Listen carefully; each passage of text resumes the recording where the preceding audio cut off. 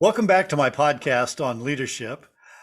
I'm delighted today to have with us as a guest my sister, my youngest sister actually, Maggie Desch. Maggie is a long-term former educator in Vermont. And Maggie, I'd like to say welcome. Thank you, Tom. It's nice to Yep, see you. good to see you too. And I really appreciate you taking time to do this interview. Well, I feel honored to be part of it. So I'd like to just dive in and ask you, first of all, to give us a little bit of insight into who you are and a little background. Um, so if you would, just talk a little bit about Maggie. So I was a high school science teacher for 32 years. I've always loved being outside, very much an outdoors person, as you can sort of see from Hmm. my background here. Um, and so when I went off to, well, actually, even in high school, I had a high school science teacher, Mr. Cully, in 12th grade, who started a new class called Forest Ecology. And that is when I really fell in love with nature. We had the opportunity to go out into a forest, which was sort of an unusual ecosystem where we grew up, since we grew up primarily in farm country. And so everything was pretty much fields outside of town.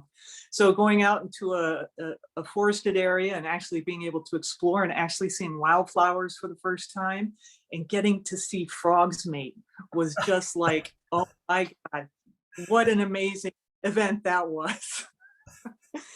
So I don't know, it just was such an amazing experience for me. And he's always been very instrumental in sort of igniting the fire for my passion for the outdoors and nature. Hmm. And So then I went off to college. I graduated, thank goodness, and went off to a small school in Ohio, Denison University, and did my undergraduate work in biology as well there. And actually really got into botany, fell in love with plants, and decided when I graduated from there that I wanted to pursue uh, higher education. So I went off into a PhD program at Yale. And there my focus was going to be primarily evolutionary biology.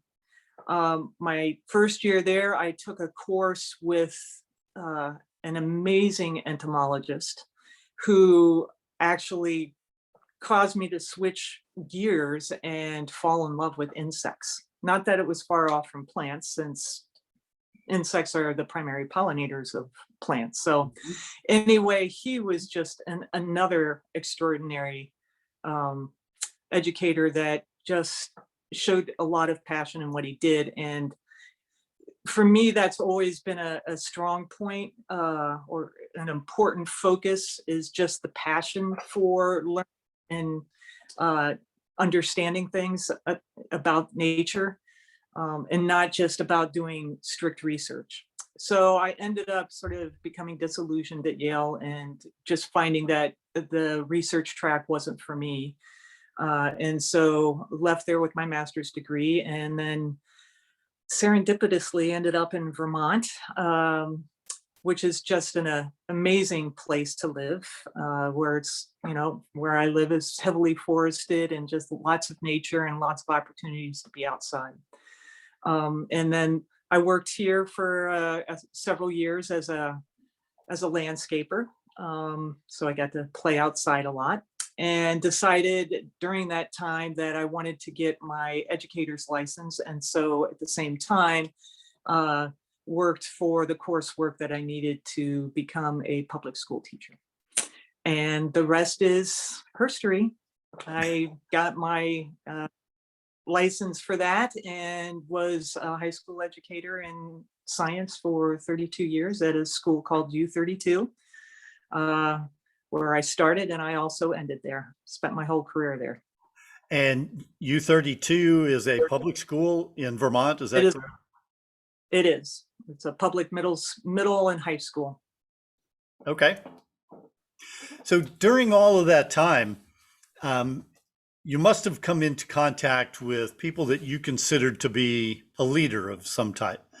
And since the purpose of this podcast is to explore individuals just like you, and their history with leadership, I thought maybe we could start with that. When you think back over your professional and personal life, who comes to mind for you as somebody who was a leader for you, a leader who's impacted your life? Well, gosh, I mean, there's so many. I mean, Okay. starting out young, I was about this, my parents for sure. Um, you know, our father was an amazing man. He picked himself up by the bootstraps and he worked hard in long hours and was an innovator of all sorts in terms of creating opportunities for himself to provide for his family. I mean, as a leader of the family with 7 kids, Hmm. providing for all was quite I'm sure, uh, an onerous task. So, I was thinking about that and thinking, he was a leader in so many ways. And, what were some of the qualities that he sort of expressed? I mean, one was just his tireless effort for pursuing his visions. Hmm. I think, was always very important for him. He gave back to the community in so many ways. I mean, volunteering his time as well as financially when he was able, was just amazing. And his ability to interact with people in the community, in the organizations where he was higher up, and his ability to relate to people at all levels and how important that was for him to maintain that contact with everybody. And not in a sort of uh, patronizing kind of way. I think, he genuinely had an appreciation for what it was that they did, for the organizations that he worked with. Hmm. So one of the early leaders in your life then quite clearly was our father. Yeah. And I And would say our mother, who was a very different type of leader. I think of my dad as being sort of more outgoing, and our hmm. mom, who was, much more sort of introspective and sort of probably more like me in terms of just a little bit more introverted and not necessarily needing to be outgoing and doing things, but did it in more of a quiet manner. Um, but was supportive in that way, always Hmm. the smiles, never would downplay anything or say anything that was denigrating, was always supportive.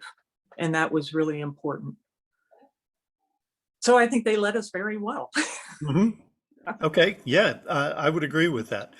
And when you look past the family, then as you got older, Yep. what other types of leaders emerged in your life and what did they bring to the table for you? Well, I already sort of mentioned the 2 science Yes. educators that really played a pivotal role in making me feel so, or providing the support that I needed, um, to pursue my own dreams and passions.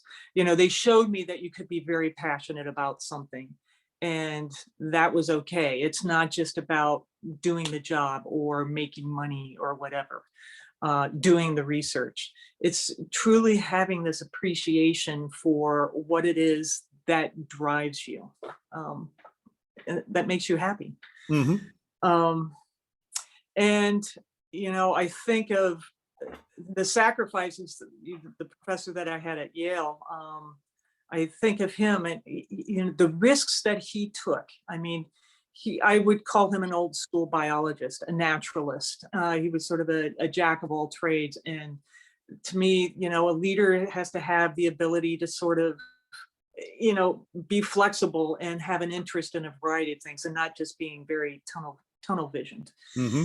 So yeah, passion, willing to take risks and share things. I mean, I think of that professor who would share poems with us. I mean, that was like unheard of I don't think I ever had any other science teacher that would do that kind of thing. You think of science as sort of being everything sort of black and white and very cut Hmm. and dry. And he brought in a variety of different things. You know, it was just like going out on a field trip with him. I would just follow him around because he would just find things and, you know, want to share his passion with you. And it infected me. Hmm. And when you think of him as a leader as opposed to a mentor, Hmm. because they're, they can be Yeah. similar, but they can also be different. Hmm. What other ways do you see that he was leading his classes or you or within the university? Hmm. That's a tough one. I don't know. Just providing support. But is that what a mentor does too? But I see that, I guess, as a true leader as well. I guess for me, a leader that I sort of gravitate to is going to be one that's very supportive, Okay. uh, that allows you to take risks or to sort of think outside the box, um, and maybe do things a little bit differently or think a little bit differently and not uh, denigrate that. Hmm. Um, yeah. Can you think back to any stories that you might have um, that could illustrate what you were just describing? In terms of How he did that? Because what I'm really in interested terms of in, being supportive, yes. um, well, in terms of, what is it that would interest me, and then supporting me in sort of pursuing that interest and providing me with the resources for that, Hmm. or guide me towards the resources for that so I could sort of figure things out for myself. So that ability to guide you and to not push you in a particular direction, but to, I guess what I'm hearing is um, create an environment where you could explore that, and he could continue to help you refine some of that vision that you were developing. Yeah. Because, I think of other individuals that, why him and not others? And, there were times when I was thrown to the wolves. It was just like, okay, here, go do this, and not provide you with any resources. The expectations were you were supposed to be able to complete it at this level, but I'm not going to really help you because I don't have the time. Hmm. So, and for me, it's like my self-confidence has not always been real high there. And so, I need someone that's going to be supportive. And I think, I'm going to gravitate to, or, look for leaders or work in an organization that sort of provides that, as opposed to, really wanting a self-starter kind of person who can just go out and do it. Yes. I'm not that kind of person. So clearly he had a very strong impact on you, and that was at an important time in your life Mhm. before you even started off on your career, and in fact helped you refine your vision as to what that career might look like. Yep. And how I wanted to be as an educator. Hmm. And then once you got out into the world of education, that's a very different environment than being in a university setting, whether it's at the bachelor's or master's level. Talk to me a little bit, if you would, about what your experience has been with leadership within the public school system, which is a topic that I know is of interest to many people right now, It was good very, or bad. yeah, I mean, we went through principals very, we had quite a few principals, and they varied in their leadership capabilities. Um, where do I go with that? Uh, so, Well, maybe what you could do would pick one that without having to name names or anything, but pick one that you felt was really effective as a leader within the school system, and maybe one who wasn't quite as effective, and maybe share a little bit about what made one effective and the other one not so effective. So the one that I see as being very effective, very much a people person, uh, outgoing, was willing to, wouldn't lock himself in the office, really wanted to be out with everybody, the kids, Mhm. the interacted a lot with people. Um, Tried to, got other leaders who would sort of support him, had similar visions, um, provided opportunities to where we weren't always just working, trying to get us to bond outside of the regular school environment. Um, yeah, I think those are probably the biggest ones. I mean, unfortunately, it's like, I think within any organization today, it's like you've got to do as much as you can with as few as resources and as little time as possible. And so, I can see that, how that stresses the leadership out, and because they end up having to put that upon us as well. Mhm. Uh, so I can't, it's really hard to fault the leader for that, because it's sort of like, just the way of society and how, what our primary focuses are in terms of where we want to funnel our money. And public education is not one of them. And so if you look at um, then somebody who was a leader that didn't work well with you or didn't resonate with you, what would that form of leadership have looked like? Sort of like the anti of the good. I mean, minimized interactions with us, really wanted us to see that it was a top-down hierarchy, as Hmm. opposed to really trying to see us as part of the overall team. Um, we had our place, and we were to, basically respect the fact that we had these higher authorities that we really weren't able to question, or approach was even a challenge, just Hmm. because they weren't very approachable and didn't really want to interact much with kids. I mean, not quite sure why they became high school administrators. Hmm. And so you found that shift from a collaborative, more personal kind of leadership to an authoritarian, top-down form of leadership, not to be very effective, at least for you, and Oh, maybe not so much for the school. no, no. I mean, you could really see a change in the overall climate of kids, faculty, at all levels. Everybody, it affected everybody. And everybody would feel like, their voice wasn't really heard.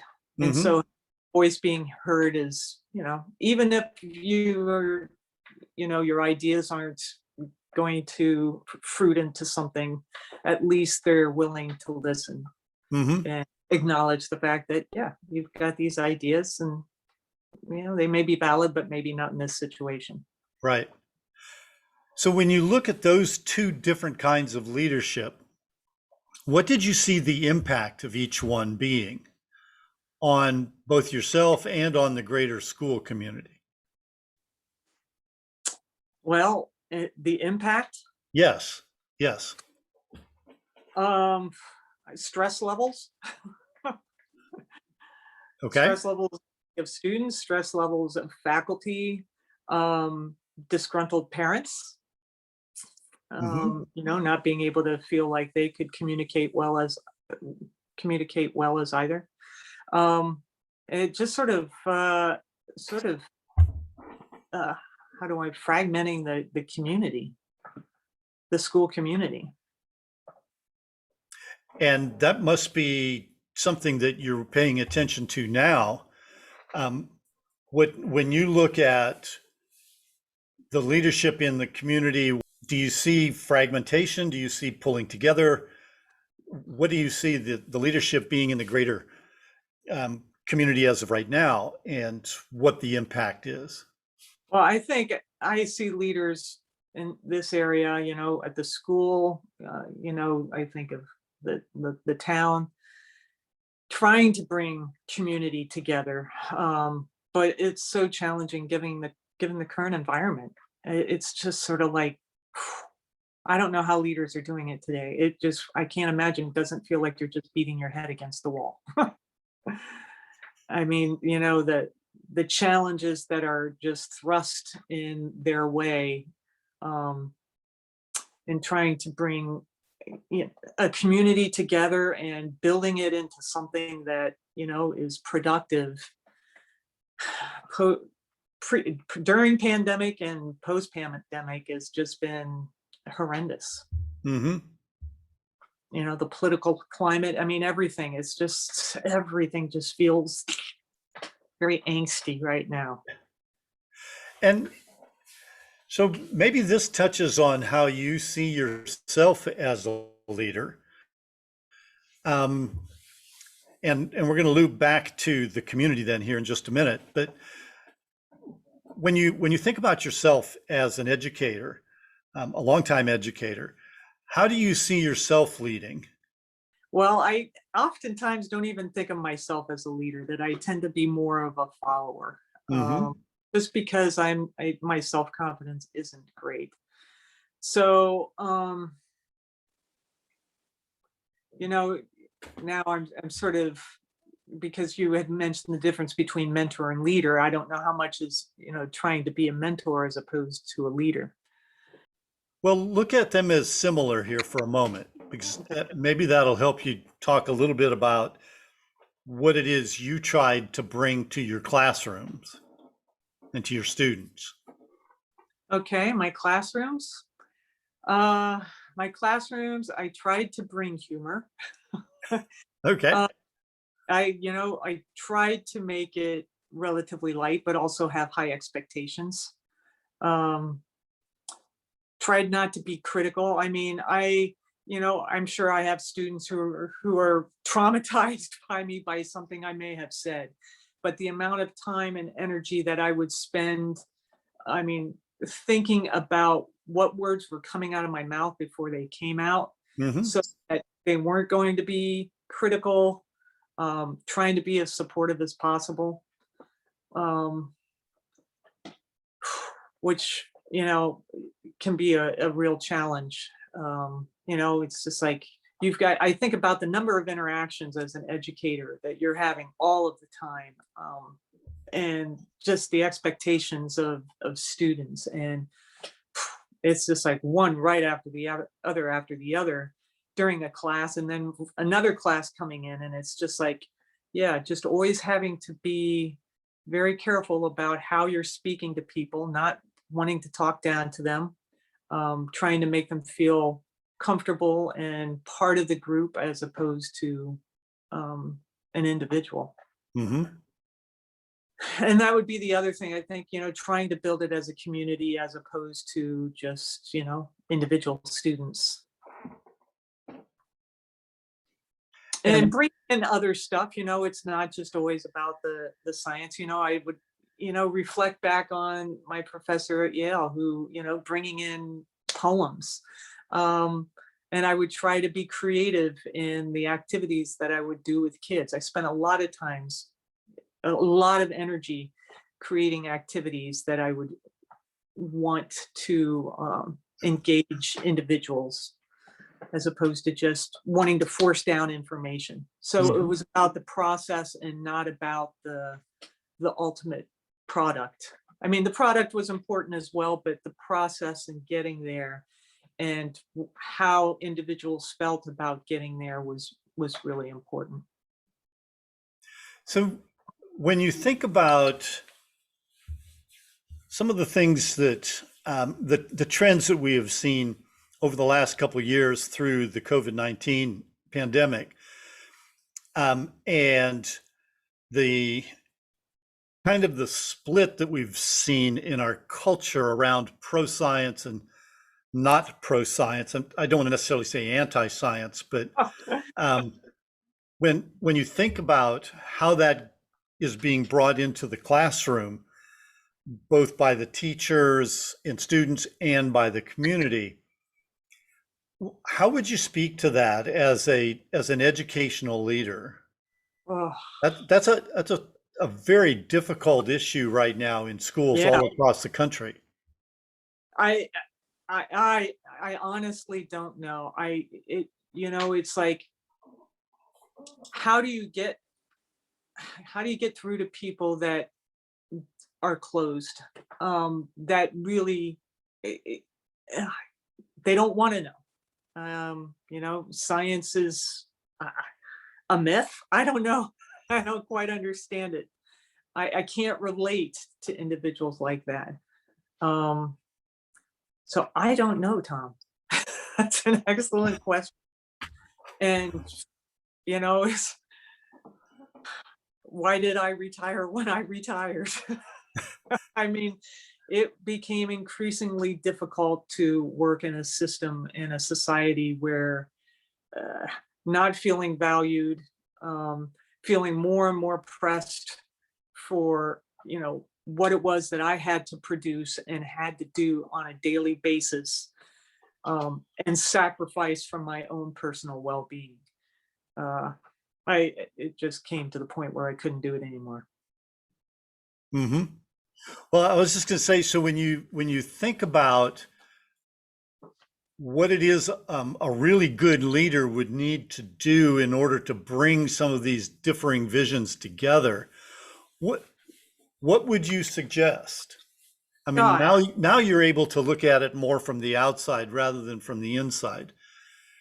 And there are leaders in our school communities all over the country that are struggling with this very issue. oh yeah. So, as now an educational leader who is now on the outside looking in, what would you suggest to the leaders within these school communities? What could they do? Trying to bring people together.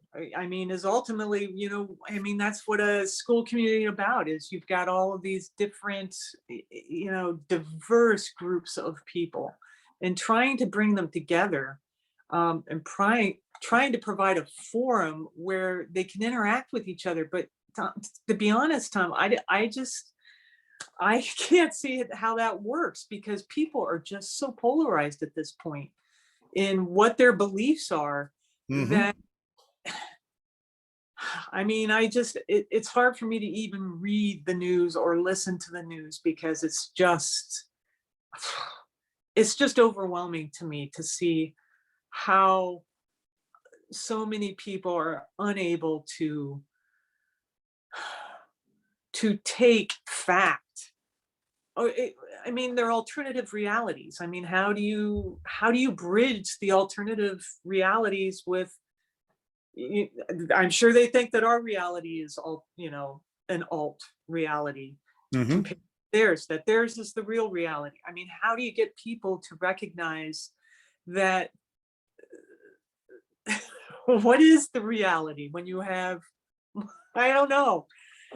I can't imagine as a leader trying to bring people together. I mean, you just see how society, that parents are just coming in, and you know there's really no support for leaders to sort of stand up and say, this is the way it's going to be. I mean, you got parents coming in and pushing in the opposite direction, and being litigious and threatening lawsuits, and we're going to get our senators and our representatives to, we're going to vote in the people that support our viewpoint, and we're going to squelch you. And I don't know.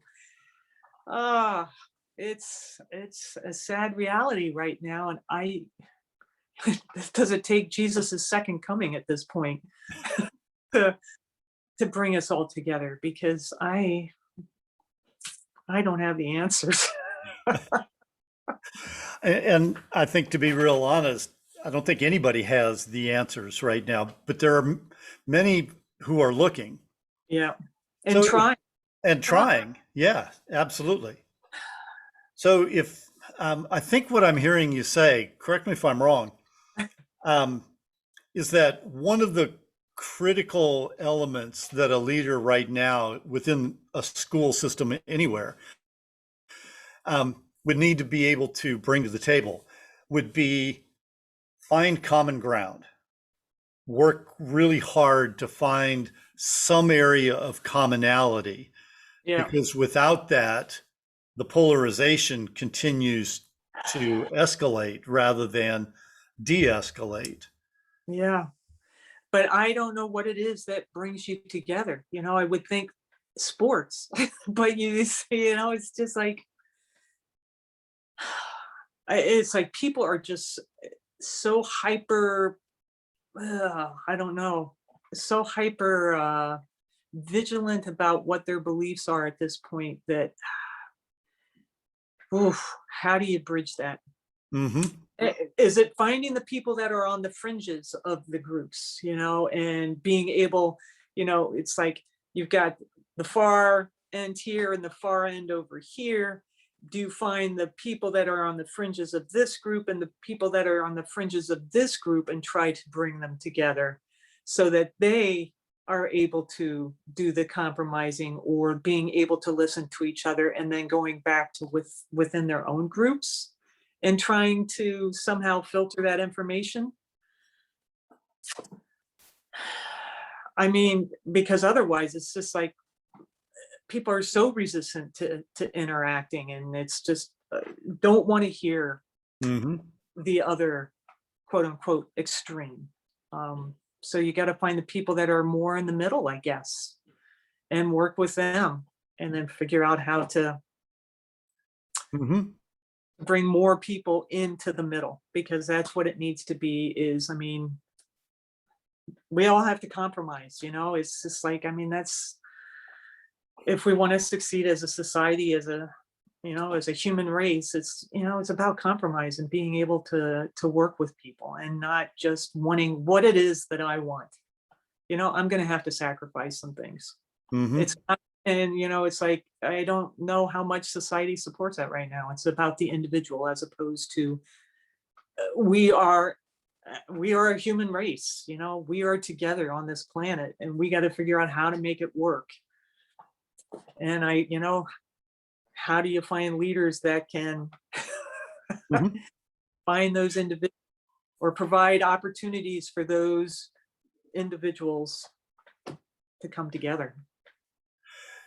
So one of the things that you're touching on, that maybe I'd like to pull out a little bit here, is something that you mentioned a little earlier, and that is a diversity of viewpoints. Um, in certainly within a school system, that there are a lot of different kinds of kids in a school system from different backgrounds and different ethnicities and different religious viewpoints.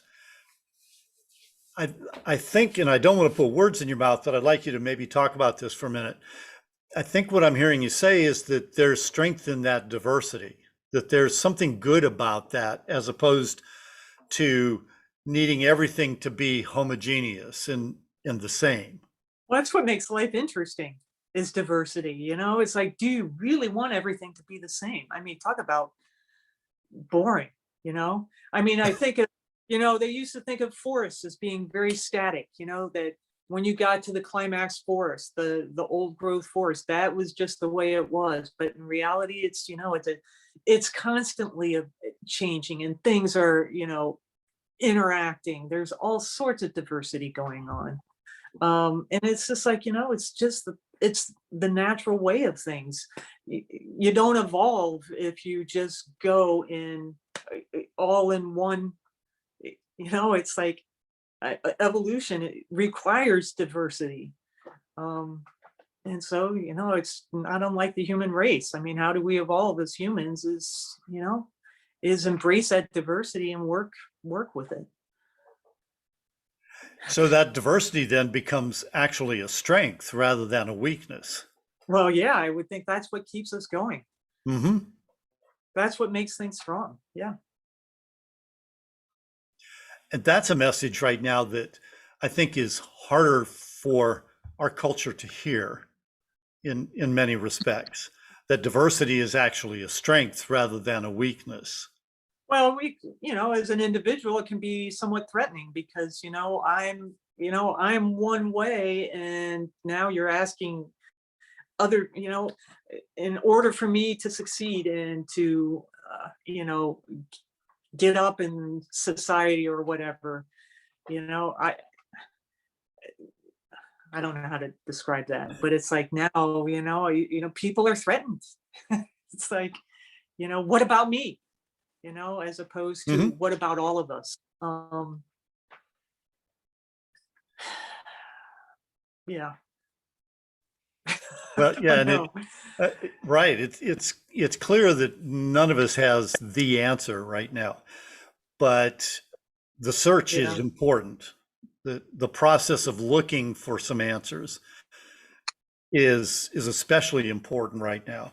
And that's why part of this podcast is to get a diversity of approaches and a diversity of views around that concept of leadership. Um, hoping that the people who listen to it will hear something that resonates with them and help us, as I was saying before, yeah, maybe reduce some of that polarization and begin to bring it back together somehow in a way that works for more of us. right. When I think about, it's like I I sort of come back to, fun and games, just being Hmm. able to be together and, interacting with each other. I mean, how important was that, in terms of building the community that, our leader, the community he was trying to build at that point. And for me, that was really valuable. I mean, having the time to interact with people in a different way was very helpful. To just be playful and to Yeah. get rid of, all of the products that we have to do, and just everything was just so overwhelming. But to just be able to genuinely just have fun and interact with each other, Hmm. doing something that we liked to do. Yep. And it's funny when you talk about that. I think back to recess when we were kids and how important that unstructured play was, and the opportunities it provided us to interact with lots of different kids in different ways. Yeah, And there are times I feel like that's missing, and we suffer as a result of that. yeah. So, to That- sort of tie all of this together and put a bow on it, maybe, when you look at the current leadership in our, whether it's our greater community or within school communities, what would you recommend in terms of a characteristic that you feel is really important to current leaders? From your perspective, what quality of leadership do you feel is important for leaders within either the school community or within the greater communities? Someone who is a people person, Okay. who genuinely likes people and values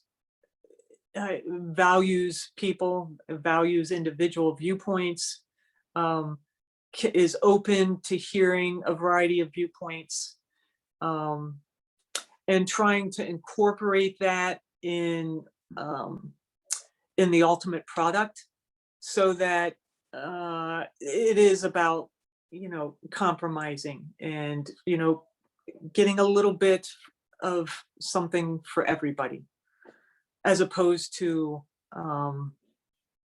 sorry, you lose and you guys are the winners. It's yeah, it's not Hmm. about losing, it's about bringing us all up and evolving together. And yeah. Well, that actually sounds like a really good place to stop this. It's a wonderful sentiment, and I think it's pretty clear in its message to a lot of folks that that ability to to come together is going to require some compromise and some understanding of each other and some willingness to see an us as opposed to an I or a me. Yeah. And sacrifice. I just can't help but, going back to our father, and growing up in the era of World War II and the sacrifices that those individuals made to try to make this a better country and how important that was, and coming back and giving to the community in so many different ways. And it's just like, I really, as I get older, really respect the energy that it took for all of those individuals to provide so much to their communities. That's And you're right. yeah, That's a very powerful message. and it just seems to just, you know, be decreasing with each generation, the level of commitment Hmm. to the group. Yes. Yeah. I understand what you're saying. Yeah. Well, Maggie, I want to thank you. It's been a really enjoyable opportunity to talk with you about this. Not something that we often have spent much time on, but I really appreciate you taking the Oh, time and energy to do this. well, thank you very much. It's been a pleasure.